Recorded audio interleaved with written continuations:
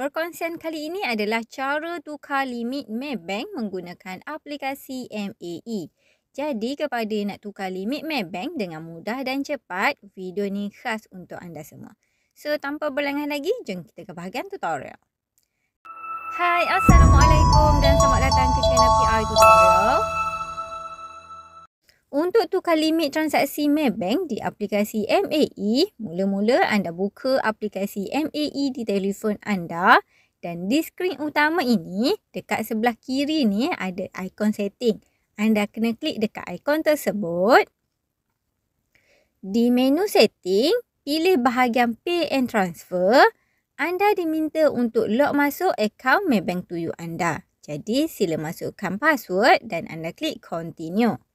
Okey, dekat sini ada bahagian Pay. Yang ni anda boleh klik sekiranya anda nak ubah limit QR Pay. Maksudnya kalau anda nak ubah limit pembayaran yang menggunakan scan QR tu, anda boleh klik dekat bahagian sini dan masukkan limit yang baru. So, kalau anda nak ubah limit pindahan tanpa scan QR macam transfer ke bank lain, anda kena klik dekat bahagian Transfer. Lepas tu anda klik pada bahagian Transfer Limit. Seterusnya, anda kena pilih jenis transaksi yang anda nak tukar.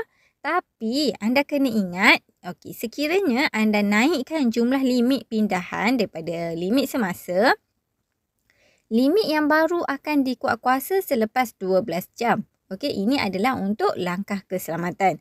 Tapi, sekiranya limit yang anda setkan ni adalah semakin berkurang daripada limit semasa, limit tersebut akan diguna pakai secara automatik. So, dekat sini anda bolehlah pilih jenis transaksi yang anda nak ubah limit dia. Third party transfer ni adalah pindahan sesama Maybank. Interbank transfer ni adalah pindahan ke bank lain macam pindahan ke BSN, Bank Islam dan bank-bank lain. Ada juga pindahan untuk luar negara. Lepas tu yang ni FPX, Duit Now Online Banking dan e-wallet ni, ini adalah pembayaran terus daripada akaun bank untuk pembelian secara online. Contohnya macam pembelian di TikTok, Shopee dan sebagainya. So, anda boleh pilih mana-mana transaksi yang anda nak. Contoh macam saya nak ubah limit FPX. Jadi, saya klik dekat bahagian FPX. Lepas tu, dekat sini anda kena pilih limit yang baru. Kemudian, anda klik Save Changes. Seterusnya, dekat sini sekali lagi, sistem akan bagi tahu limit yang baru akan dikuatkuasa selepas 12 jam. So, anda klik sahaja dekat bahagian Confirm. Lepas tu, sila klik Approve. Dan kalau keluar status macam ni, maksudnya pertukaran limit anda telah pun berjaya. Anda klik sahaja Done. Dan dekat sini anda boleh tengok status dia adalah Update in Progress.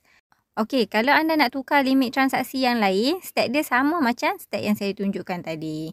Simple kan cara dia? So, apa-apa pun jom kita buat dulu. Dan kalau anda rasa video ni bermanfaat, jangan lupa share dengan kawan-kawan.